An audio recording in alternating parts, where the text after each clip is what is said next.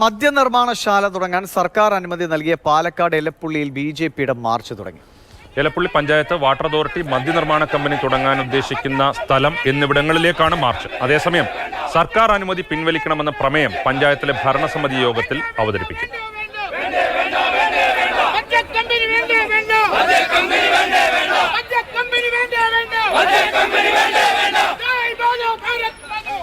കൂടുതൽ വിവരങ്ങളുമായി പ്രസാദ് കുമാർ ചേരുന്നുണ്ട്. പ്രസാദ്, ഇത് അവിടെ മദ്യക്കമ്പനി തുടങ്ങാനുള്ള തീരുമാനം സർക്കാർ അതിന് പ്രാഥമികമായ അനുമതി നൽകി.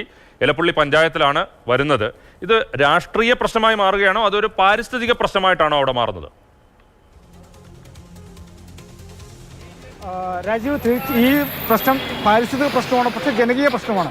ഈ എലപ്പുള്ളി പഞ്ചായത്തുകൊണ്ട് കുടിവെള്ളക്ഷാമം രൂക്ഷമായ ഒരു പഞ്ചായത്താണ്. അവിടെ ഒരുപാട് കാലമായിട്ട് ടാങ്കർ ലോറികളിൽ ഫെബ്രുവരി മാസം കഴിഞ്ഞാൽ വെള്ളം എത്തിക്കുന്നത് ടാങ്കർ ലോറികളാണ്. അപ്പോൾ അത്രയും രൂക്ഷമായ കുടിവെള്ള പ്രശ്നമുള്ള ഭാഗത്താണ് ഇപ്പോൾ ഈ മദ്യനിർമ്മാണശാല അനുമതി കൊടുത്തത്. 2018 ഇതേ പഞ്ചായത്തിൽ തന്നെ ഒരു പോക്കാന്തോടം സ്ഥലത്ത് മദ്യനിർമ്മാണശാലയ്ക്ക് അനുമതി ഉണ്ടായിരുന്നു. അത് MP ഗ്രൂപ്പ്, ചെന്നൈ ആസ്ഥാനമായുള്ള MP ഗ്രൂപ്പിനെ അനുമതി, പിന്നീട് വിവിധ രാഷ്ട്രീയ പാർട്ടികളുടെ സമരത്തിൽ അത് ഉപേക്ഷിച്ചു. പക്ഷേ ഇപ്പോൾ 3 വർഷത്തിന് ശേഷം വീണ്ടും ഇവിടെ ഒരു മദ്യനിർമ്മാണശാലയ്ക്ക് അനുമതി നൽകിയിരിക്കുന്നു എന്നുള്ളതാണ് ഇതിൻ്റെ പ്രശ്നം. ജനങ്ങൾക്ക് പ്രതിഷേധമുണ്ട്, ഒപ്പം രാഷ്ട്രീയക്കാർക്കും പ്രതിഷേധമുണ്ട്.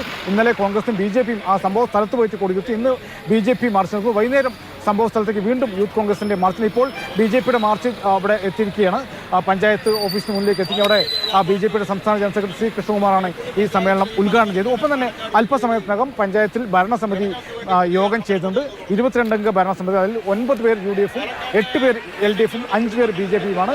ഈ UDF ഈ സർക്കാരിൻ്റെ അനുമതി പിൻവലിക്കണമെന്ന് പ്രമേയത്തിലൂടെ ആവശ്യപ്പെടും. അപ്പോൾ 9 അംഗ UDF-നൊപ്പം തന്നെ 5 അംഗ BJP കൂടെ ഈ പ്രമേയത്തെ അനുകൂലിക്കാനാണ് സാധ്യത. CPM അംഗങ്ങൾ എതിർക്കുകയോ അല്ലെങ്കിൽ വിട്ടുനിൽക്കുകയോ ചെയ്യാനാണ് സാധ്യത. എന്തായാലും ഇതൊരു രാഷ്ട്രീയ പ്രശ്നമായിട്ട് ഇപ്പോൾ വരുന്നത്. പക്ഷേ അതിനേക്കാൾ കൂടുതൽ ഇതൊരു പാരിസ്ഥിതിക ജനകീയ പ്രശ്നമാണ് എന്നാണ് നമ്മൾ തിരിച്ചറിയേണ്ടിയിരിക്കുന്നത്. രാജീവ്, ശരി. എന്തായാലും കുടിവെള്ള പ്രശ്നം വളരെ രൂക്ഷമായിട്ടുള്ള സ്ഥലമാണ്. അതുകൊണ്ട് ജനങ്ങളും അത് രാഷ്ട്രീയ പാർട്ടികളും പ്രതിഷേധം ഏറ്റെടുക്കുന്നു.